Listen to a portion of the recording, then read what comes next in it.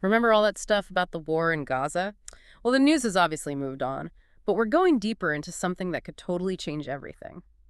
A U.S. takeover of Gaza. Yeah, we're looking at this analysis by Samuel Tuominen.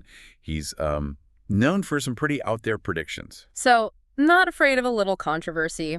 His blog post from February 6th this year really digs into President Trump's proposal to just take over Gaza.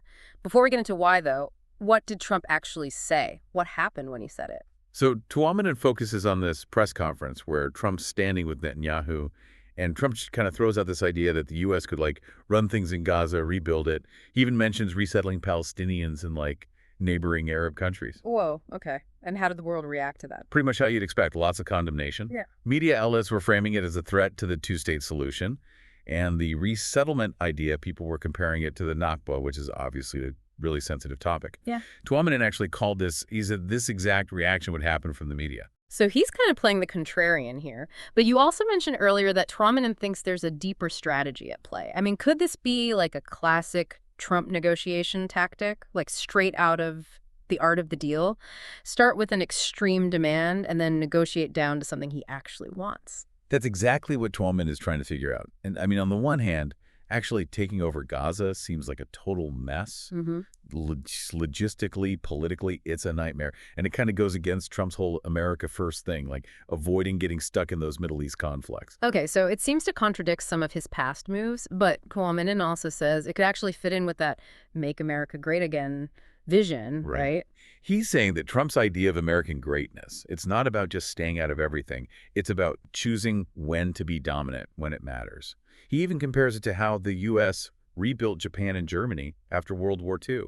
Like the U.S. took control of the Panama Canal, and it's been this strategic asset ever since.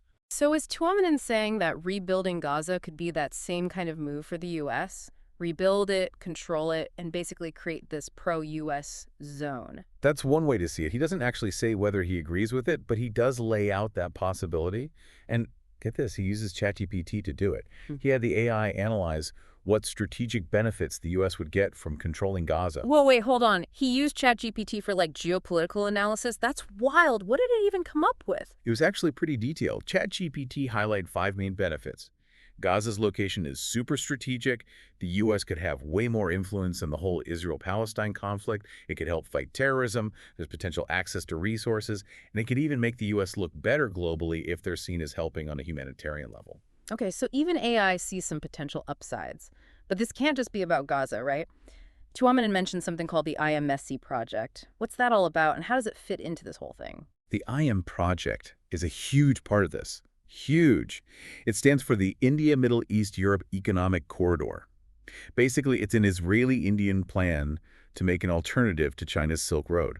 Ah, okay, so now China's in the mix. But where does Gaza fit in? Think about where Gaza is. Right on the Mediterranean. Perfect spot for a port. And that port could be key for this whole IM trade route.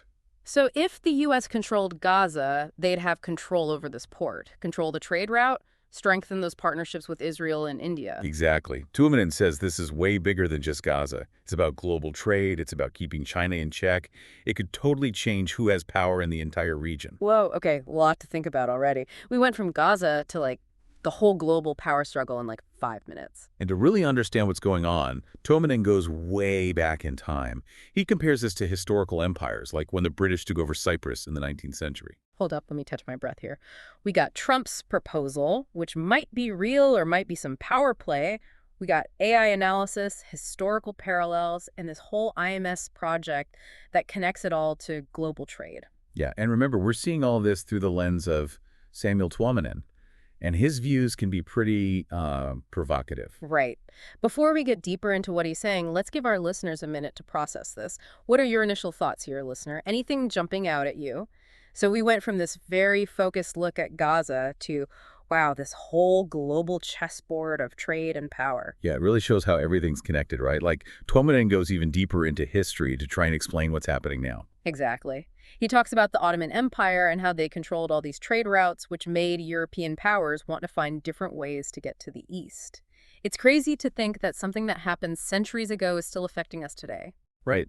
Tuominen talks about how the Ottomans closing the Silk Road actually led to Europeans discovering the Americas. It just shows how something that seems totally unrelated can change the whole world. And this connects to how Britain got involved in the Middle East, taking over places like Cyprus, Egypt, and Palestine. It's almost like Tuoman's saying the U.S. is taking over that role that Britain had. Yeah, he makes that comparison pretty directly. He thinks the U.S. wants that same kind of influence in the region, even if the reasons have changed. Okay, but things are different now, right? The U.S. doesn't need oil like they used to. So what's driving this change? Why would the U.S. get so involved now? Well, Tuomanen says there are two main things going on, and they both have to do with global power. One is the IMS project, which we've already talked about, and the other is that Israel is becoming a leader in AI. So AI is a big factor here. It really does feel like the technology that's going to shape the future. But what does Israel's AI have to do with the U.S.? Tuomanen's argument is that the U.S. needs Israel as a partner in this global AI race, especially with China getting stronger.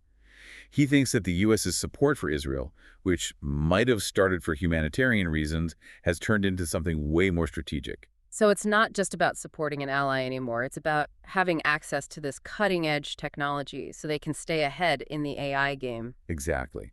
Tuomanen even says the U.S. might need Israel's AI more than Israel needs the U.S. military. It's a bold statement for sure. But it fits with his main idea, which is that the U.S. is doing what it needs to do to stay on top. And alliances, like the one with Israel, are key. That makes Trump's proposal even more interesting, doesn't it? Tuomanen definitely seems to have strong opinions about Trump's leadership and his whole foreign policy. How does he factor Trump's personality into all of this? Tuomanen is kind of both fascinated by and frustrated with Trump. He sees that Trump is a strategic thinker, that he can shake things up and make these big moves.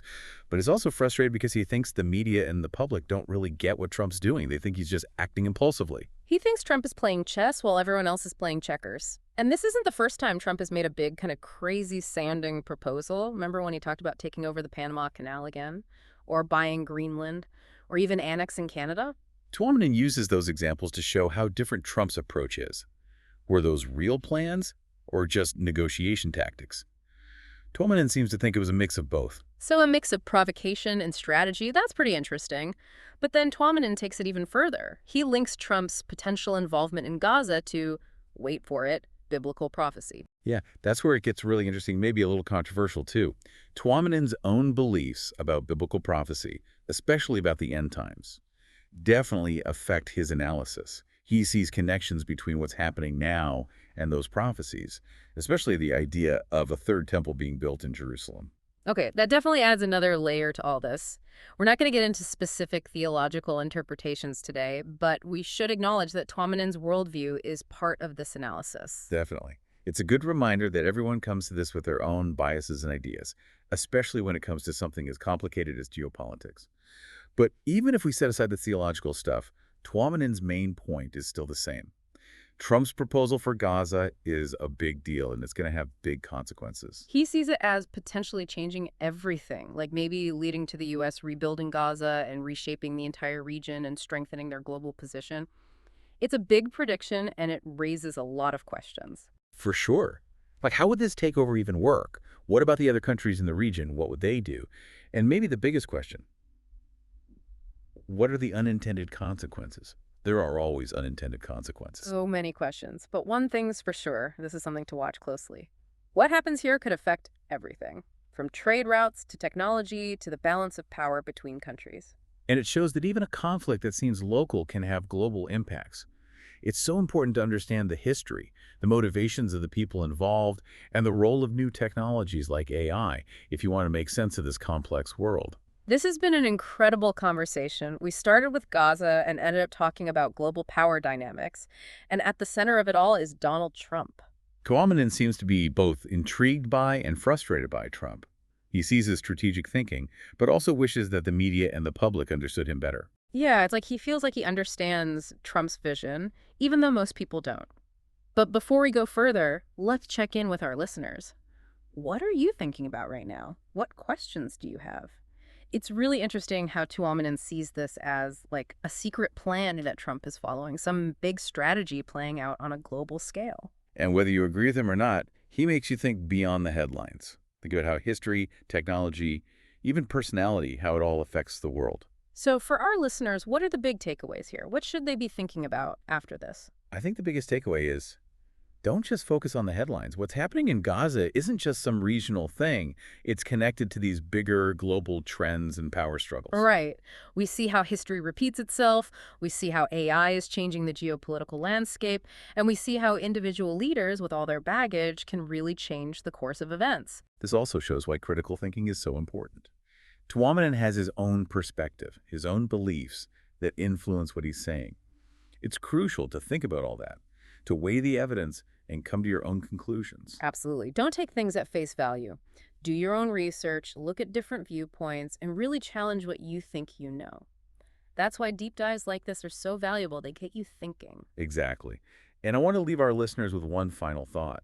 Tuomanin argues that even if it seems crazy, if the U.S. did take over Gaza, it could have these crazy unintended consequences, not just in the region, but globally.